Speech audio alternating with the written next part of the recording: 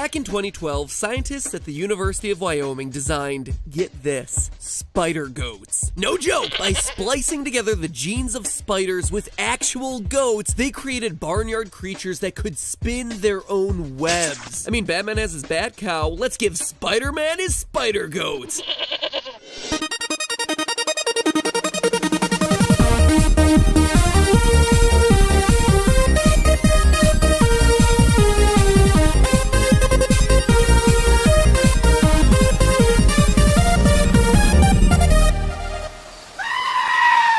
First screaming goats, then fainting goats, and now spider goats? Seriously, sometimes truth is stranger than fiction. Hello, Internet! Welcome to Film Theory, the show whose intro starts with a topic I have yet to cover in the 2 years of this channel's existence, simply because I was so confident that we'd actually get to covering it. And today, we're finally gonna talk about radioactive Spider-Mans. Now, before we get into today's theory, let me just say, the new movie looks incredible. Though, of course, I can't say for certain since, you know, I wasn't invited to the previews. Unlike literally every other movie YouTube channel out there. And also, Smosh Games, for some reason, who, I love you guys, but, I don't know, man, Mickey Mouse is just trying to grind my face into the dirt with his oversized cartoonish yellow shoe. You suck, Matt! Anyway, enough about me and the chip on my shoulder about being one of the largest film channels on YouTube, but still not getting invited to events like that. Today, it is time to whip out your theory shooters, because get this, Peter Parker, your friendly neighborhood spider bro, yeah, well, he is without question totally dead.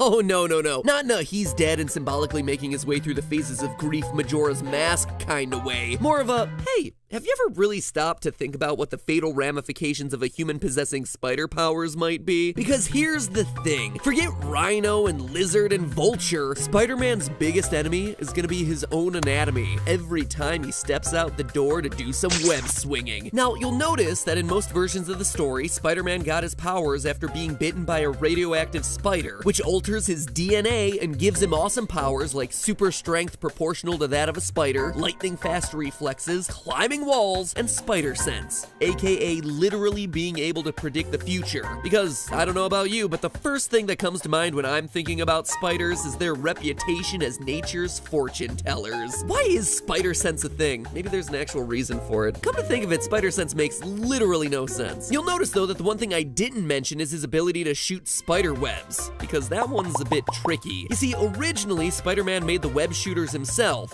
but also sometimes in the comics he did get the ability to make spider webs inside of his own body, and then the movies gave him the power just right off the bat. So long story short, it's complicated. Alright, but it gets even more awkwardly complicated when you consider that the male spider's web shooter shares space with their reproductive ducts. Ugh, whispering it just makes it sound even grosser. So needless to say, we're not touching that one. This is still a family-friendly show. I'm not even going close to that one. But all joking aside, it's that man part of Spider-Man that's gonna get Peter Parker into trouble. I mean, sure, Peter's DNA may have changed with the spider bite, but he's still a human. Well, most of the time. What I'm trying to point out to you today is that no amount of radiation is suddenly gonna change the way his body's constructed, the way that blood pumps through his veins, or that he has an actual endoskeleton. And details like that, while they may seem insignificant, actually matter a lot when you're suddenly subjecting yourself to very non-human spider-like activities like web swinging. These are literally the difference makers between life and death. And Peter is definitely gonna be on the death side of that spectrum, no matter how much spider strength he might possess. For instance, spiders have what's called an open circulatory system.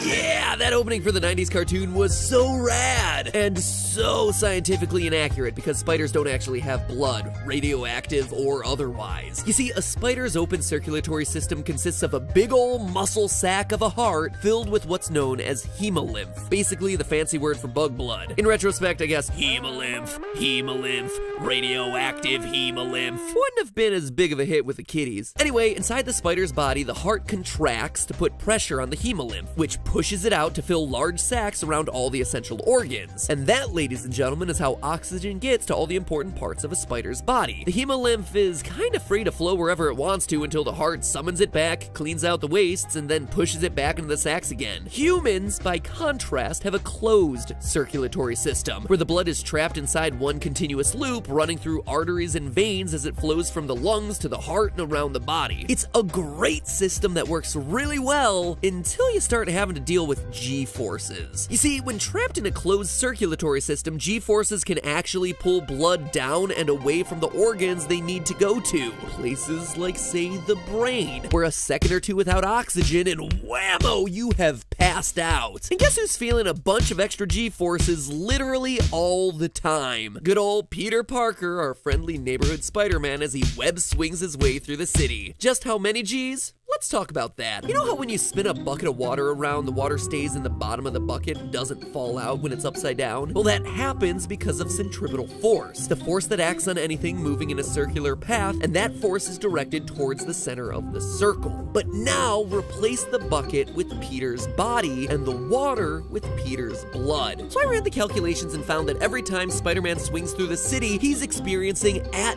minimum 3 G's of force as his body bottoms out of the arc of his swing, sending blood rushing out of his brain and down to his feet. Spiders, when they swing on webs, don't have the same problem because of their open circulatory system. They can just contract their heart more to force the hemolymph to spread around their body more evenly. But a human? We're in trouble. It's actually a reason why fighter pilots have to wear special compression suits when they're stunt flying, so their blood can stay more evenly distributed around their bodies as they flip through the air. And call me crazy, but the last thing you want to have happen while flying around on a thin rope of webbing hundreds of meters above the road is to black out and go careening down to slam into the ground. Not very super heroic of you there, Spider Boy. But lightheadedness is the least of Spidey's worries. I don't care how super he is, he'd constantly be rupturing his own internal organs every time he swung around on those webs. How? Well, with moments like this. You're gonna do superhero landing. Wait for it. Woo! Superhero landing.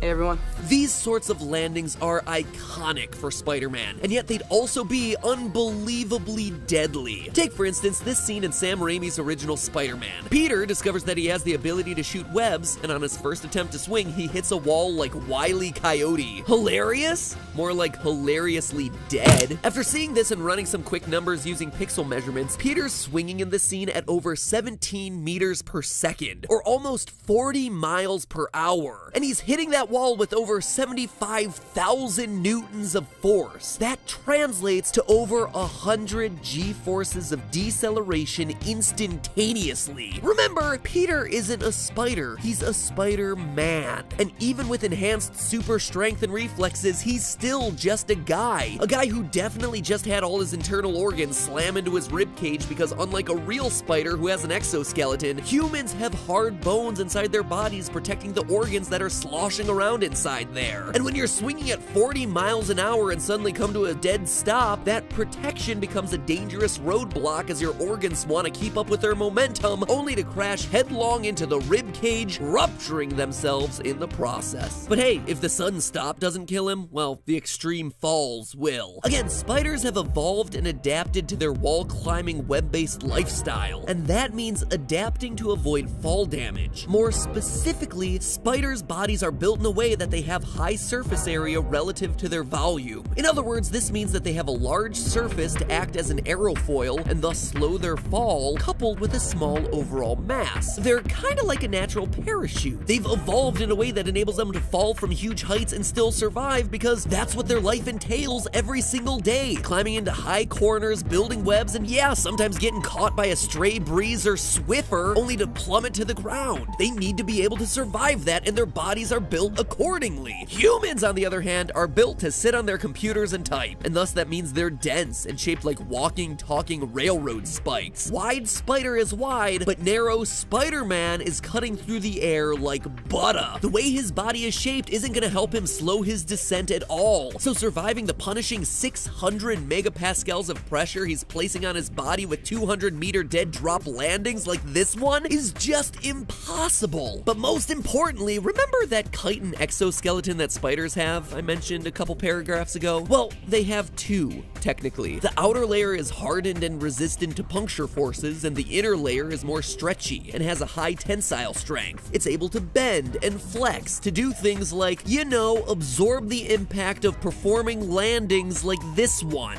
But if you're a dense human rod with dense human rod-like bones inside of you holding everything together, those things will absolutely shatter and break when you're putting that amount of pressure on them. Spider strength or no. Let's just say that Tom Holland is gonna lose a few more inches off of his already petite stature. Long story short, spiders have evolved to the form they are today over thousands of years to perfect a body type that's adapted to all of its creepy, crawly, weird arachnid needs. Climbing walls, falling off those walls, changing velocity quickly. Those same powers, but without the proper body structures to support those powers, is gonna just be a recipe for disaster. Our soft and squishy, not parachute-like closed circulatory dense bodies just aren't equipped to handle it. Spider bite or no. Moral of the story is that web swinging is not something humans should be doing unless supervised by an adult in a giant flying robot exoskeleton. But hey, that's just a theory. A film theory. And cut.